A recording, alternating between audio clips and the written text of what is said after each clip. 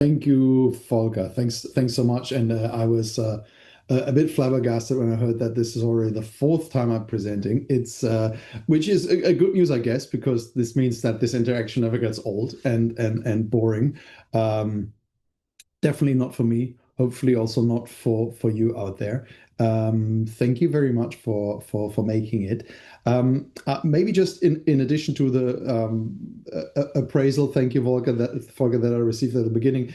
A few more details on the research group that I lead at the Oxford Internet Institute at the University of Oxford. It's called the Skill Scale Group, and it does what it says. It looks at skills capabilities at scale, and particularly in times of technological change. And these days, definitely AI is dominating this entire discussion.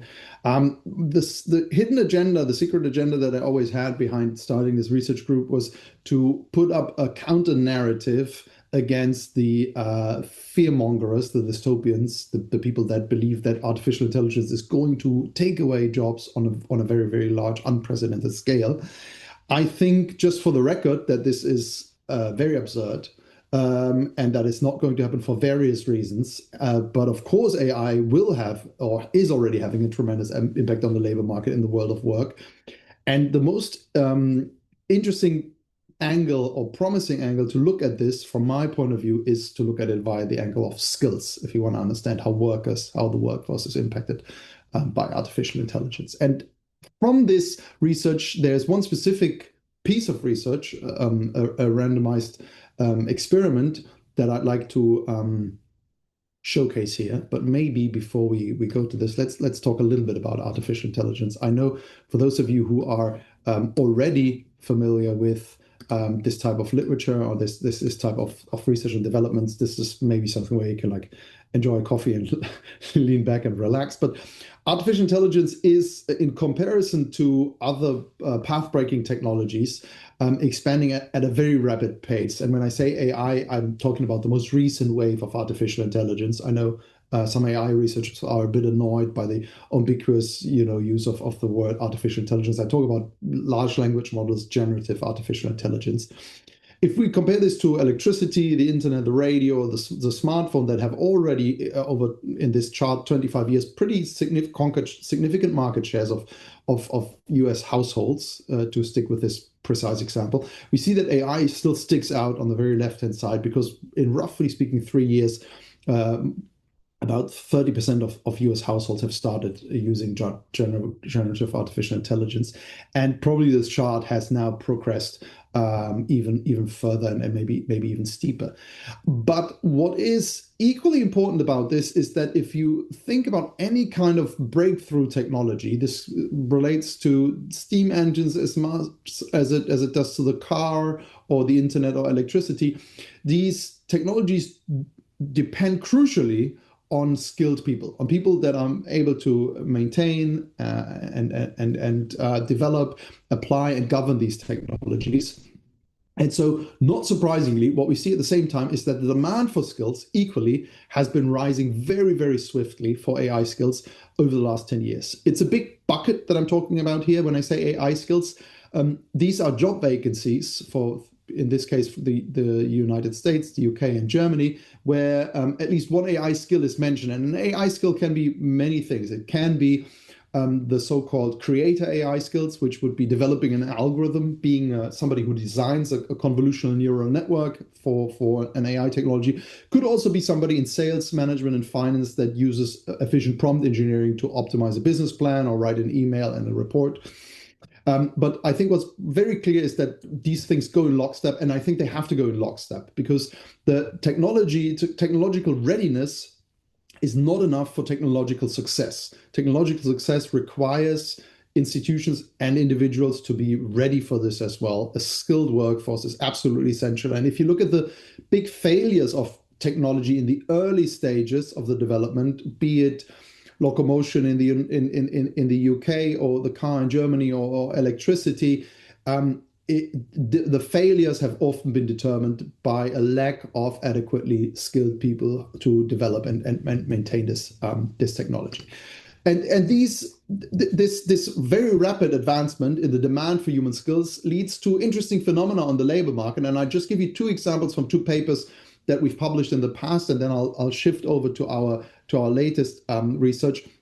What happens if the demand for something like the skills of AI goes up and exceeds the supply significantly? And by supply, I mean formally skilled people with, let's say, a master's degree in AI and business.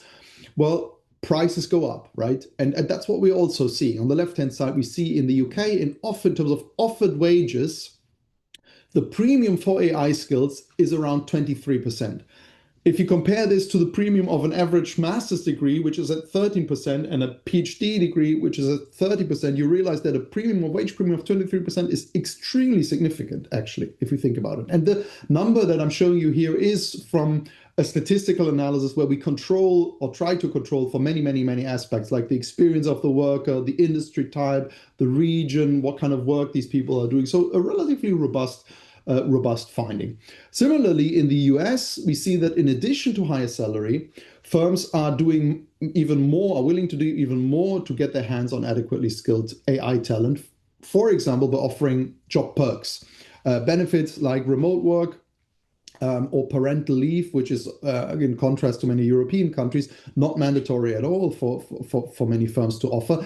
The chances of being offered these types of job perks are significantly higher. And again, this is also from a statistical model, so controlling for many other things. They are significantly higher for people with AI skills, for AI talents. And those are just two manifestations of the AI skill shortage that we're actually seeing right now in the labor market, and which is to some people quite surprising in contrast to what they often hear in the media when it comes to AI actually taking away work and not creating the demand for new roles. But how do we find this? How do we find this talent? How do we develop this talent? This is just a snapshot of just like 2 or 3 days paying attention to my social media advertisement world, where leading education providers from all around the world are offering short-term, 4 weeks, 16 weeks, a month-long courses on developing your skills in AI and digital marketing, in AI and leadership, in generative AI. I mean, you can read the science here.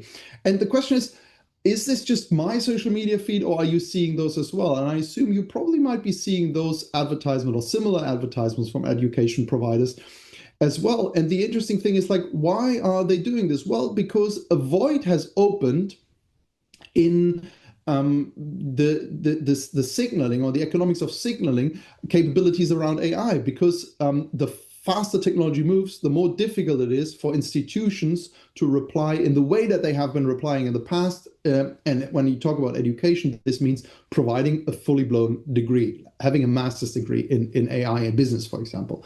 While there are now frontrunners starting to appear who have built programs in that, the intermediate solution for this might be offering such a certificate. But is such a certificate actually really worth it?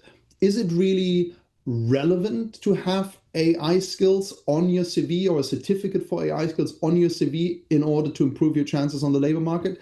That is exactly the question that we wanted to address in the study that I'm presenting to you here. So do AI skills improve job prospects? And to not bother you too much with the technical details and the theory around this, this has a lot to do, of course, with the signaling theory in economics. If you think about the conventional educational certifications like a bachelor's degree, a master's degree, a PhD, they have no doubt value in themselves. Definitely, you're engaged, you're interested in a certain topic, you learn certain things, but they definitely, undisputably, have a signaling value. They show to somebody outside in a very convenient way, it's just a name and a badge and a certificate, show to somebody in the outside world, this person has gained skills in XYZ, has sat down and devoted time and diligence and effort to a certain course. And if this comes with a specific branding of a high-class university, for example, even better. And now the question is, does that also apply to artificial intelligence, to AI skills? So the first hypothesis would be, do AI skills actually increase the likelihood of being successful on the labor market? And the way that we are operationalizing this here is getting a job interview. And then a second question that comes to this, and I'll get to these research questions one by one in a bit, comes to this is like, but does it even manage to offset conventional disadvantages on the labor market? So people that might have lower levels of formal education or are of older age. And lastly, the question is like, what kind of role do certifications play in this? So is it beneficial to have one of the courses that I just showed to you initially and have a brand name attached to AI? So how do we go about this? In order to study this, and I'm not going to give you too much of the details here in the interest of time, but feel free to ask and reach out. We designed a large-scale online experiment with around 1,700 recruiters from the US, the UK, and Germany. Those were people recruited via an online platform. Those people are all experienced people in the field of recruiting people, other people for firms, and hiring people, making hiring decisions. And we, in the first stage, asked them about their background, not talking about artificial intelligence at all, or what this task is really about. And then we gave them 3 different scenarios to hire people. We asked them to fill the position for either a graphic designer, a software developer, or an office assistant. And for each of these roles, as you can see at the lower part of this chart, we further split them up into different scenarios. In one case, they've been presented with candidates that are very comparable. So we have CV designed, AI designed CVs, AI designed resumes based on actual resume data, where we were able to design resumes that are not identical, but they're identical with regard to the features that matter on the labor market. So age, gender, experience, education. And then for some of these CVs, we put AI skills on them. So we either gave them self-reported AI skills, or we gave them certain types of university certificates, and then let the recruiter essentially make a decision between A and B. Is it candidate A that needs to be invited to this interview for, let's say, an office assistant role, or is it candidate B? That was the baseline case. And then we also had 2 alternations of this. One was a disadvantage case with regard to education. So we had somebody with, for example, without a bachelor's degree competing against somebody with a bachelor's degree. And the disadvantaged candidate had the AI skills on their CV, either self-reported or certified. And we had a similar example with age disadvantages. So an older applicant with a more fragmented CV competing against a younger candidate. From this, we had more than 22,000 comparisons of CVs that would allow us to do quite a bit of statistical inference that is hopefully also causally robust. And then at the end, we asked the recruiters more about artificial intelligence. So not to reveal what this experiment is about up front, but rather towards the end, and ask them about how they judge AI is going to impact the labor market, their own profession, how important AI skills are, and various open-ended questions. Just to give you an experience on how this looks like for the recruiters when they entered this experiment, it looks like this. You have 2 CVs, Sarah and Anna. They are competing against each other. For the purpose of this talk, I highlighted certain parts here, which are not highlighted in the CVs that you actually see. But as you can see, they are in their early 30s, relatively same age and kind of same professional background. But there's a striking difference. While Sarah, for example, has a bachelor in organizational communication, Anna does not have a bachelor's degree. It's an associate degree in business administration, which in the US context is a lower ranked formal education. But in contrast to Sarah, Anna has, as you can see highlighted at the bottom, you can see that there are self-reported AI skills and also certificates for these AI skills by Coursera on the CV in the end. I'm realizing that I have to update this chart actually, because we did not use this course in the end. But just to give you an idea, this is how the CV comparison essentially looked like. So let's have a look at the results. What we see on average, and that's how these charts are structured, and I'll spend a little bit of time on explaining how to read this chart, because I'll be showing you many of these charts in the next slides. How to read this is essentially you have a dotted line in the middle. The dotted line is the 50-50 chance. So if you have two candidates and you can only pick one candidate, if you toss a coin every time for candidate A has a 50% chance of being selected, and candidate B has a 50% chance. So this is the dotted line in the middle is essentially random. It's like if the CVs were identical and we had no AI skills added to this, that would be the chances of being invited to an interview, of being selected. What we did then, though, we ran a model where we looked at the effect of having either self-reported or certified AI skills on the probabilities of being invited. That's a simple logic model that we're using here. And these coefficients, essentially, with an error bar of 95%, tell you how much more or less likely it is compared to this 50-50 baseline of being invited to the interview.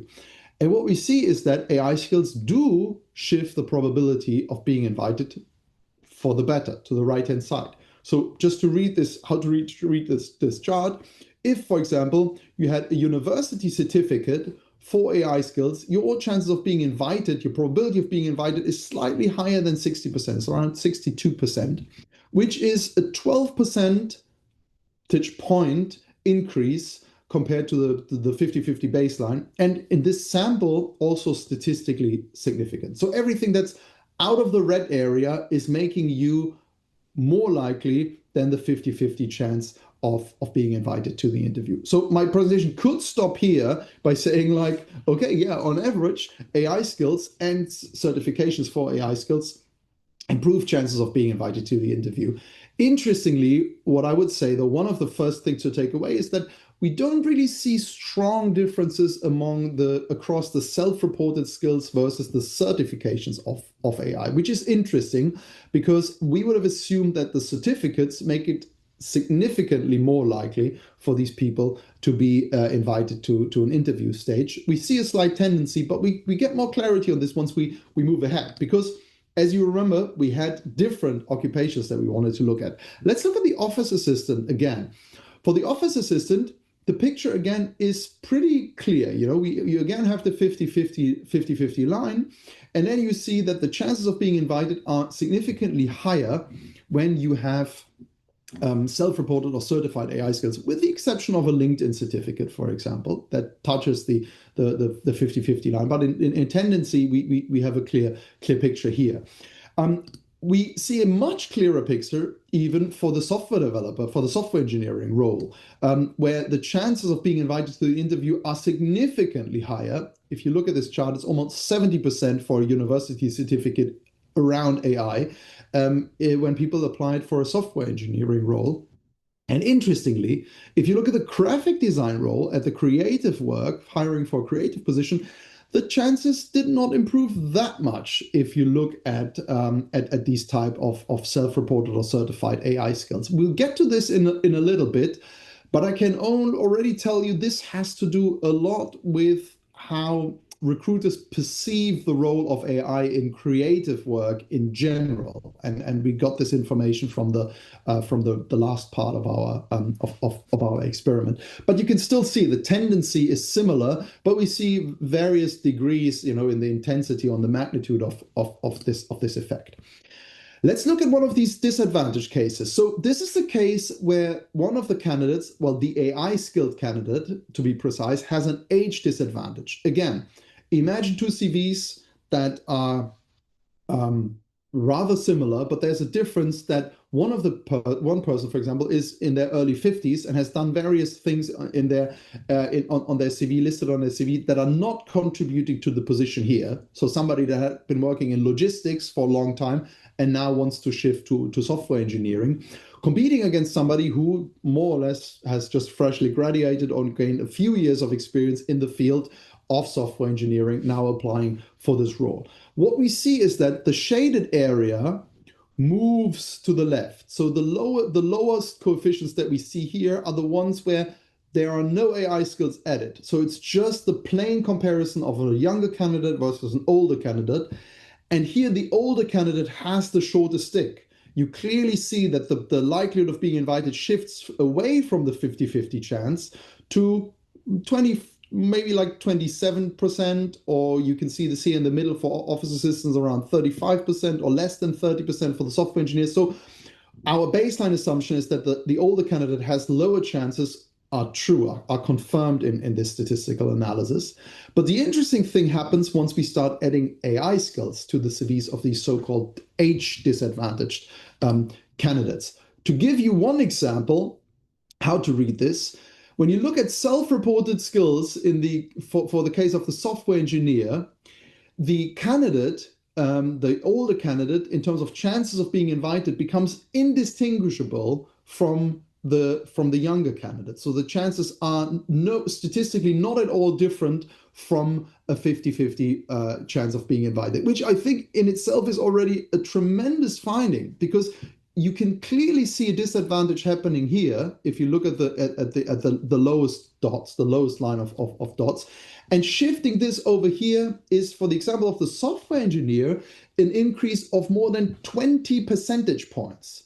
That's really tremendous. I mean, if somebody was to tell you can increase your chances of being invited to an interview by more than 20 percentage points, or relatively put, almost doubling it, well, I would definitely like to know what this kind of magic ingredient is that it doubles my chances of making it to the interview stage.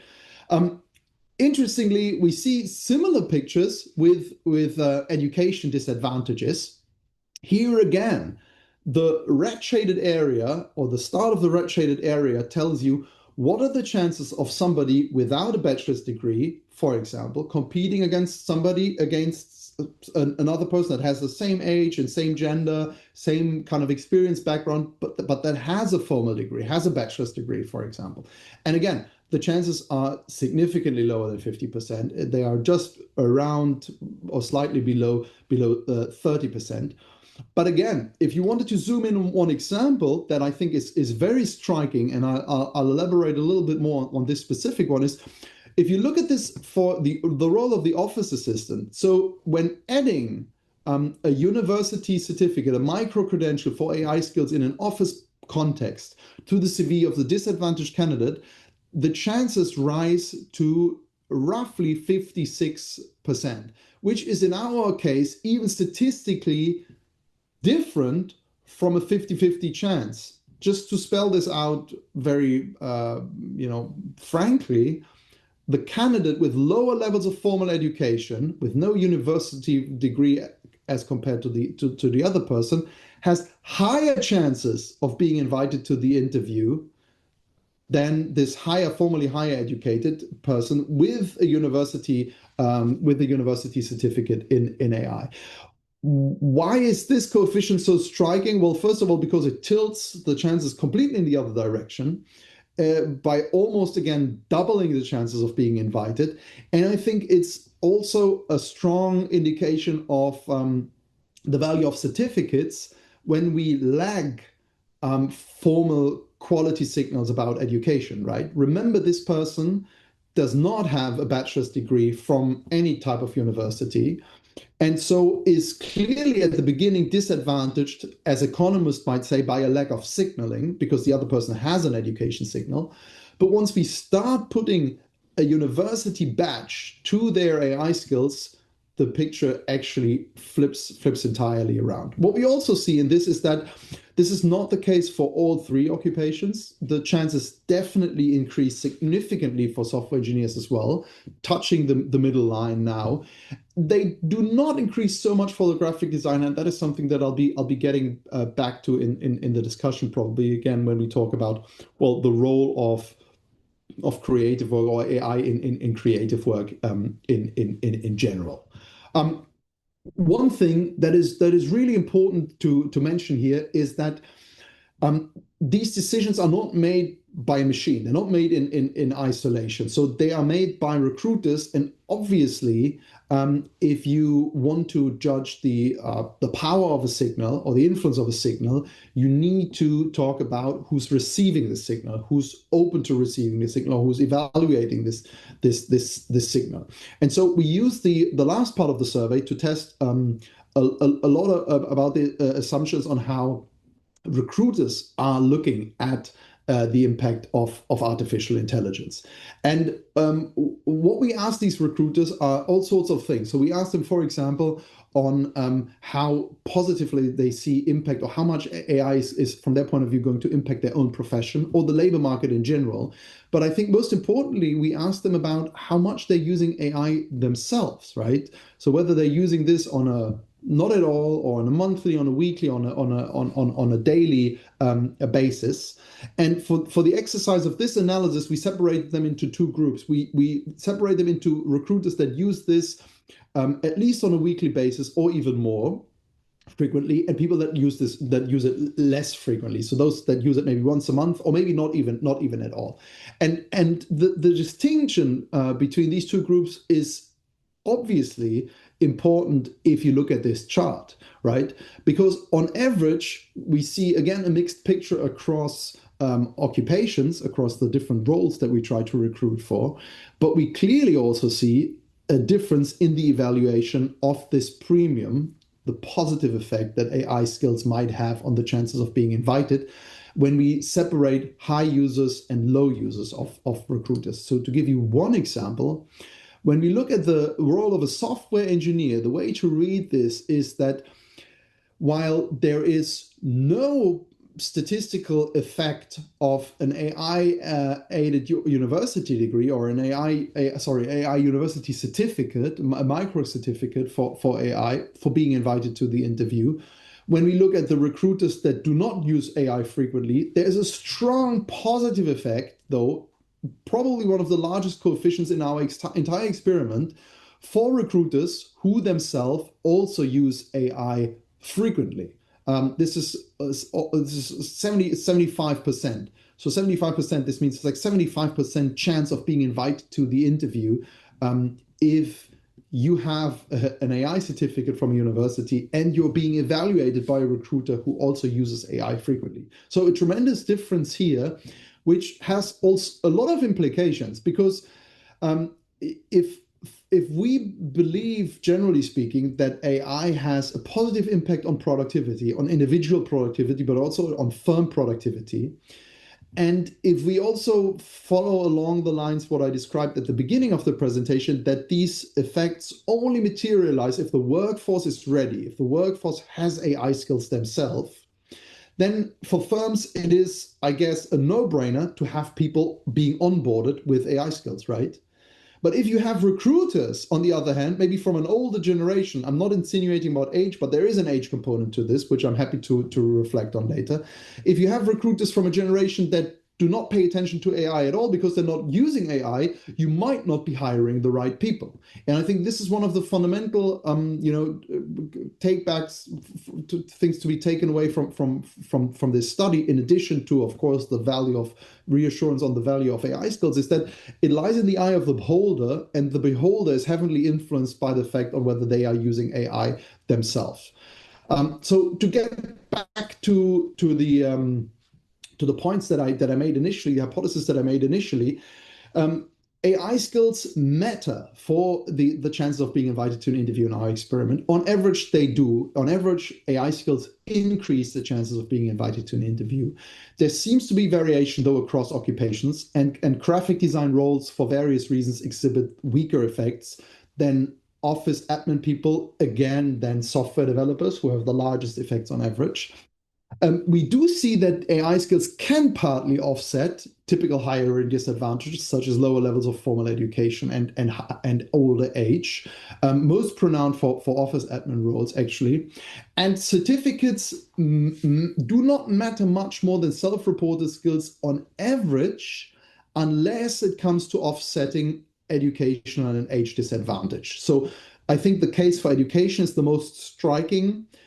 Here, the disadvantaged candidate suffers from a conventional signal for education, and that can be compensated with a short-term or short duration certificate from a university as well, but also a company institution potentially in artificial intelligence. But I think also importantly, in addition to the proposed hypothesis, is that we definitely see that it matters who is evaluating these people. So the recruiter's background definitely matters significantly for these types of decisions. If you'd like to know more about this research, feel free to scan the code, which should lead you to the actual paper, working paper that's currently under review with management science. This is the team that I had the pleasure to work with, Ole Teutloff and Angelo Leone.